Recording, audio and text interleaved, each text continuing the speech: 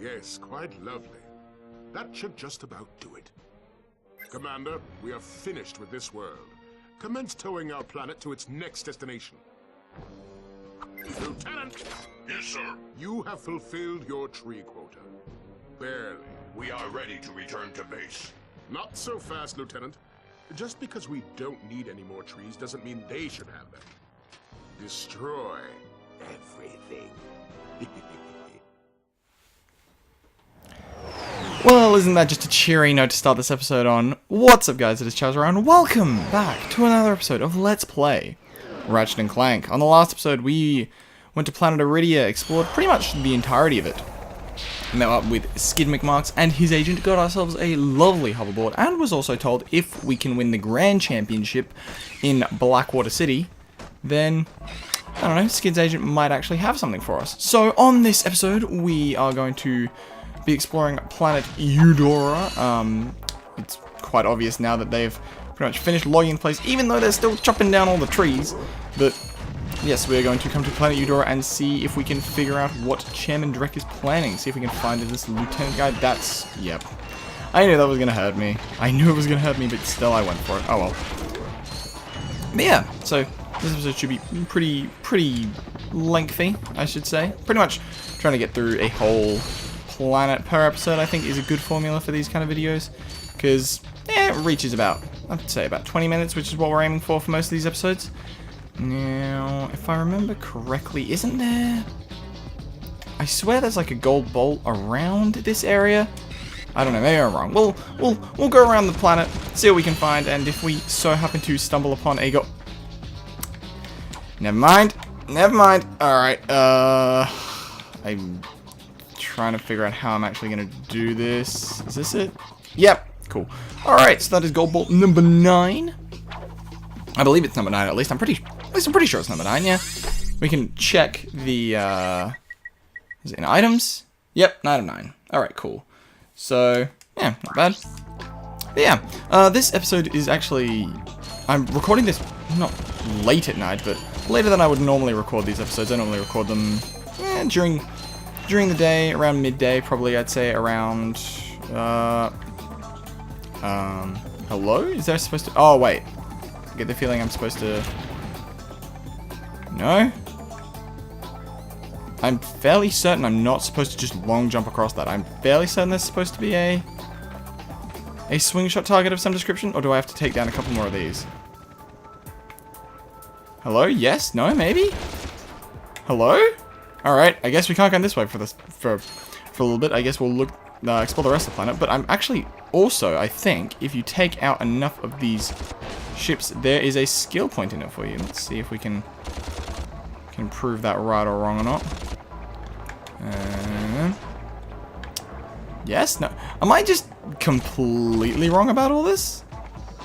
I know there's a skill point for shooting down these ships. I am certain of that, and I'm also certain there's supposed to be a swing shot there, but yeah. Oh no, okay, alright, at least I'm right about one thing this episode. If I'm wrong about everything else, I can at least be right about one thing. Well, I guess I was also right about the gold bolt, so I'll take 2 for 2. Well, 2 for 1, I suppose. 2 for 3. Oh my god, math's hard. Yeah, so clearly I am recording this later at night than I normally would be.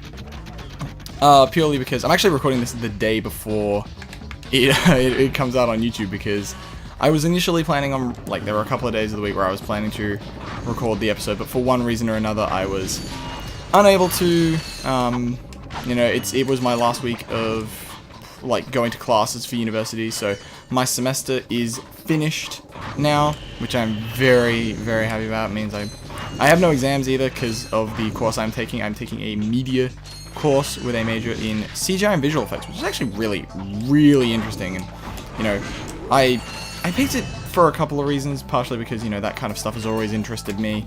It means I get to play around more with programs like After Effects and Premiere, although that was more like first year stuff. Like, now we're looking at more advanced programs like Nuke and Houdini starting next semester, which I'm really looking forward to, because you can do some pretty amazing stuff with that.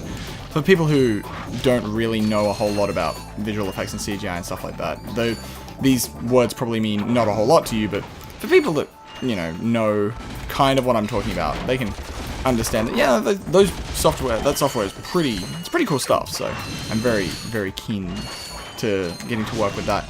Like, what are you guys studying at? I'm assuming a vast, like, so at least some of the audience that watches this content is of a similar age to myself. I could be very wrong, but I'm gonna make the assumption that at least a few of you are similar to my age, that being around, you know, mid to late teens, 20s, that kind of age. But yeah, like if you guys are at university, what kind of courses are you studying? I have a couple of friends who are doing what was the guy I did not see from off, well, it wasn't really off screen, but the guy I did not see that was shooting me, yeah. I have a lot of friends that are basically studying a whole range of stuff: law, nursing, science, teaching and science, English, like arts, psychology, law. I think I already said law, but yeah, pretty much like everything under the sun. It's really, really interesting to see how like their semester's going and how much they all hate me because I don't have exams. It's great. But yeah, it means while they're all spending the next, you know, week and a half or so studying and then spending the next 2 weeks with exams, I get to, you know, sit around, play video games, watch Netflix. Basically what I do during the semester anyway, but, you know, I don't have to feel bad about it. It's what I always describe my holidays as. I do what I always do throughout the semester, but this time I don't have to feel bad for doing it. But no, it also means I can record more of these episodes for you guys, which I'm really, really excited for. And something I was actually going to talk about with relation to recording this episode, like the night before it comes out, is this is probably the first, or not one of the few, but one of the like first episodes I've recorded of this series where I can have almost a direct conversation with you guys because, hello Ratchet? Okay, good. Because most of the time, the nature of like the way I've got my upload scheduled now is they're uploaded every week, basically. A new episode comes out for each series every week. You got Ratchet Clank on Mondays, you got Paper Mario on Wednesdays, and you got Dragon Age on Fridays. Or I guess if you live in other countries, you've got what would be Ratchet Clank on a Sunday, you've got Paper Mario on a Tuesday, and Dragon Age would come out on a Thursday, I think. Yeah, for America, that sounds about right because Australia is about a day ahead. Not quite, but almost. So yeah, but this video will come out basically a day, like basically probably 12, actually yeah, almost exactly 12 hours after I finish recording, which is cool, and it means that I can have more of a direct conversation with you guys, because, you know, I'll record the episode, even if I record even if I was to record multiple episodes during this recording session alone, it will, like, this episode I'll be able to talk to you guys directly, but then the next episode I record won't come out for another week after I finish recording this one. So it's an interesting kind of uploading schedule, because normally when I was doing just solo series, it was trying at least to be one every second day. I know I failed at that more times than I care to admit. You know, Spider-Man 2 took a very long break, and I think so did Earthbound. And, you know, I'm not the greatest with upload schedules, but that's why I wanted to record this episode tonight, because actually I came home from work about 2 hours ago, and I was sitting around. I've been playing a lot of Pokemon Ultra Sun still for various reasons here and there, and I finally finished the game. Well, I beat the Pokemon League on Friday night, and I was very worried for a second, because when I beat the Pokemon League and the final boss, who I won't spoil because even though the game's been out for came out in November, been out for a couple of months, you know, not everyone may have played it already, or not everyone might know who the final boss is, so I won't spoil anything. But yeah, I beat the final boss, and then the red flashing light for the 3DS came on, and anyone who owns the 3DS knows that light means your 3DS is about to die very soon. So I sat through the first set of credits, and I was like, oh, okay, cool, now I'll get to save, and it'll be fine. But then there was another staff roll, and I thought, no, I'm not gonna save, I'm gonna have to do this all over again, which, the fight's not terribly hard. Like, Ultra Sun and Ultra Moon are definitely harder than base Sun and Moon, but they're not the hardest Pokemon games ever, I think. Platinum can be challenging. Platinum, especially Platinum's champion, Cynthia, does not play around, like, at all.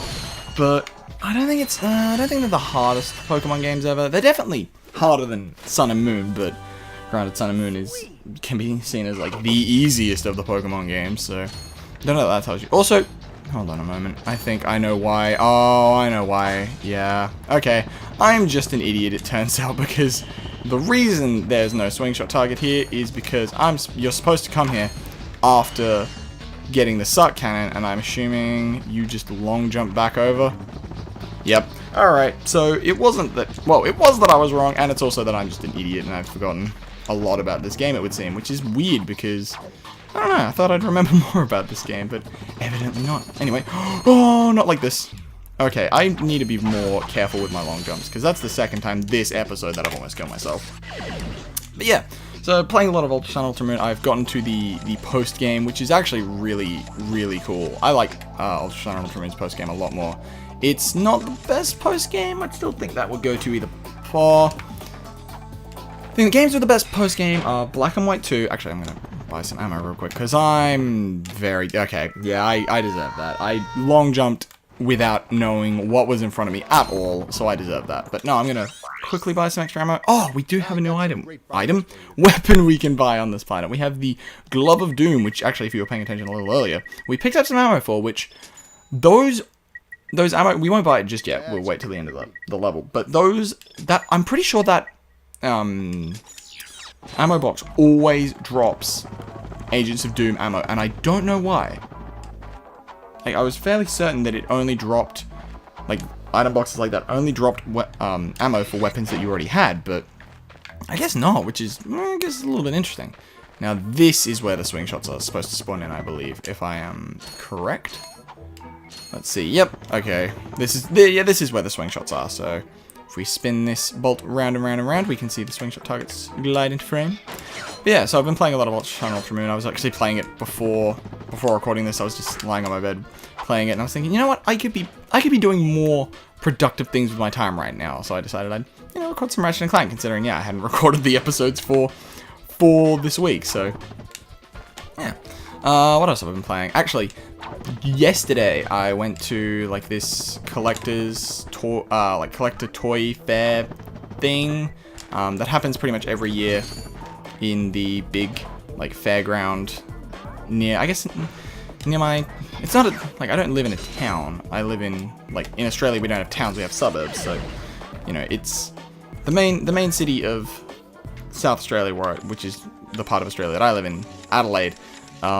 We have like these showgrounds sort of things. I think most places in Australia have showgrounds. If you're someone who lives in Australia, you know what I'm talking about. But yeah, we have these showgrounds, which if you live in South Australia, you'll know exactly what I'm talking about. Actually, no, Ronalds and I talked about this one time in an episode of Spider-Man 2, the Royal Adelaide show that we talked about that one time, which I think it's in the episode with the Statue of Liberty, where I kept falling into the water. Oh yeah, because we were talking about Birdie Beetles. Anyway, tangents aside, the Adelaide Showgrounds has this big toy fair. Actually, I'll be quiet real quick while we look at the new info bot, and then I will continue my story. Is your current occupation leaving a rotten taste in your mouth? Then you need to know about BTS, Blog Tactical Research Station. Hi, I'm Supreme Executive Chairman Drek, and we here at BTS are seeking motivated individuals to fill positions in these exciting careers. Grind boot tester, warhead assembly technician, mutant animal husbandry, robot repairman, suck cannon test dummy, and administrative assistant. So call BTS. Build our weapons while you build your future. I'm calling BTS today. Now we're talking. Did you see all the cool But yeah, gadgets so they're making? the Let's go Royal get Adelaide some. Showgrounds, No, which is also we where must continue my our search for university Captain Hook. hosts You're their exams, because they have these absolutely massive right. long halls they I can am. fit a bunch of students in. We need to But find Quark. yeah, so that has Although when we a find massive him, toy wouldn't it be and nice to be able collectible to tell him what fair channel pretty much Quark every year. is? It's actually, I suppose. think it takes Well, place we go the to weekend, station and the talk first to the weekend in scientists. June. They work for Yeah, we're Drek, in June. so they're bound to know where So it is. I am unsure I go there about every your year, and logic. for You the past think couple of too years, much. I've Come been on, kind of let's go. scouring for old games, looking for, mainly actually stuff on the GameCube, but also looking for, like Game Boy games. I'm surprised that didn't actually hurt me. Old Game Boy games, Game Boy Advance games more so than just Game Boy games in general. Sometimes old DS games, but yeah, GameCube games, sometimes PlayStation 2 games as well. Like I actually found copies of all 3 of the original Ratchet & Clank games for PlayStation 2, but I didn't end up picking them up because I thought, you know, I have the HD collection. I have Ratchet & Clank 2 and 3 on PlayStation 2. The only one I would really consider getting is Gladiator, because Gladiator is a lot better on PlayStation 2 than it is on PlayStation 3, from what I've heard. But, yeah, so I didn't end up... Why, did we not use any ammo? We did not use any ammo in that entire section. What I will do is I will purchase the Glove of Doom now, so we can see what that is like. Also, you can see that I think those... Yeah, that 3 ammo actually did carry over, because I think if you don't pick that up, you start with, like, 1? I'm not sure. Possibly. But yeah, so we'll probably, we got a little bit of time left. We can head to the BTS and check out that place a little bit.